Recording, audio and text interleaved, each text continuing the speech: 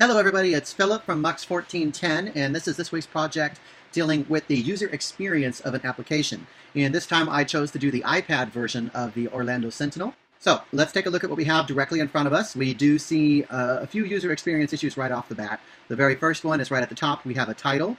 This isn't a web page. It really doesn't matter if there's a title. I know that as a user, I launched the Orlando Sentinel news application on my iPad, therefore a logo isn't necessary. So that really should go. I also noticed that we have a breaking news widget over here on the left. This gray background doesn't work very well with the white background of the application, and the header for this breaking news center seems to take up about a little bit more than half of the height available for the prominent story there. So to me, that's a waste of space. They could simplify that by just putting a small separation with a black bar along the side and putting in all of the breaking news there, and maybe put the weather right along the top inside of the navigation bar. I do see that we have a menu, and we do have settings on here as well. I do like that this is menu. An iOS, to me, that means menu. It doesn't look like an iOS menu. It looks kind of like a plain table view. And then over here, this settings menu looks like a settings menu. I don't know why those weren't merged. I do notice that we have favorites and we have a download box. I think it's download. If I click on it, it's an offline reading box. So that's there as well. So I like the navigation bar. I like the white and black appearance. It's kind of like looking at a newspaper, which is great. My only problem is that it's all mostly black and white text. If I scroll over to the next page, you'll see what I really mean. The news, entertainment, theme parks, business, sports sections, those are all black text on white. We do have some light gray bounding boxes in here, but they're off-center, they're cattywampus. It doesn't look like it works very well. I would have, of course, removed the logo, moved everything back up. That blue color that's on the Orlando Sentinel swoosh, I would have put for the section titles, and then left it black and white. That way we can get a good differentiation without having to have all these strange boxes on there. Pulling up a news article, it loads instead of just pulling it up. I would have liked to see it try to just pull it up to begin with. I do like that breaking news is at the top. I do like a prominent title. Again, that really should be the blue color of the swoosh. I do like that we have the author and the time on there. Those should probably be blue. I do like that we can scroll. I do not like that I cannot pinch to zoom in.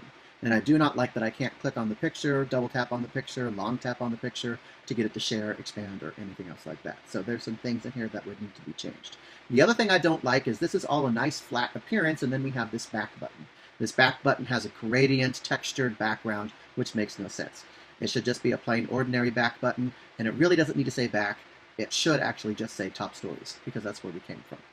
So let's go over again to another control called favorites. In favorites, I really like this. They did a very good job. We've got favorites. We list all of our favorites in there. If I don't want to see a favorite, I can swipe to delete. I can also click on edit to remove it. I can click on clear all to remove them all. I do get to see a preview when it was posted, as well as the title. I can click on it to be taken to it. I like that. That's a very nice favorite. I do like that you can click on the star to favorite it, star again to unfavorite it, and it's pretty easy to click on Facebook, Twitter, and mail to send it out to whoever we want it to go to. That brings me to another point. We have the paging controls at the top, 1, 2, 3, 4, but we don't know really what these pages are. While it's true that I can go back and look at this, that I think this is top stories or breaking news, I have no idea. It doesn't say. And because it doesn't say, those dots are pointless to me.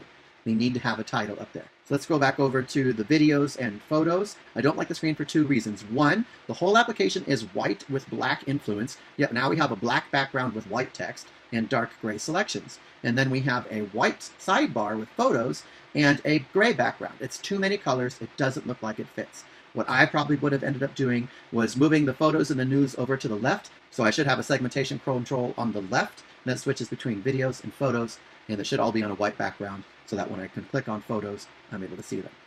As to photos, this is what a gallery looks like. I cannot zoom in. I cannot double click to hide the interface. I can't do anything other than slide left and slide right. It's not that useful. More than a fifth of this page is taken over by this title. It doesn't work with the Apple HIG. We can see a battery icon up there. It's not full screen. It doesn't use light content like it should. And then let's go ahead and preview a video. Not every video displays full screen, as you can see here. This one does not display full screen, which is kind of strange. On an iPad or an iPhone, we expect to see an interface like this, which allows us to display the video in the standard video player. That needs to be taken into account. So all in all, it is a good feel. The user experience is there. It is pretty easy to access the controls and content that we want through the menu. So in all, guys, I hope you enjoy. And if you have any questions, let me know. Otherwise, have a great day.